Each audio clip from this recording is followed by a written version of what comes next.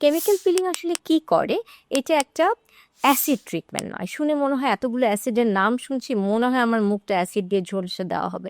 এখানে খুবই weakest acid use করা হয়, যেটা আমরা যখন মুখে অ্যাপ্লাই করি, এটা আমাদের স্কিনে এটাকে আমরা বলতে পারি টার্গেটেড একটা ট্রিটমেন্ট এবং কন্ট্রোলড একটা এক্সফোলিয়েশন। অর্থাৎ কত পার্সেন্ট এখানে কেমিক্যাল ইউজ হচ্ছে তার উপরে আমরা নিজেরাই বাইরে থেকে বলতে পারবো এটা কোন লেভেলে গিয়ে কাজ করছে। একই একটা কেমিক্যাল পিলিং একটা ভালো পার্লারে আমরা যখন 3, 4, 5 এক একজন এক এক রকম এক্সপেন্স দিয়ে আমরা করছি, সেখানে কেমিক্যাল পিলিংগুলো কিন্তু প্রায় কাছাকাছি এক্সপেন্স পড়ে।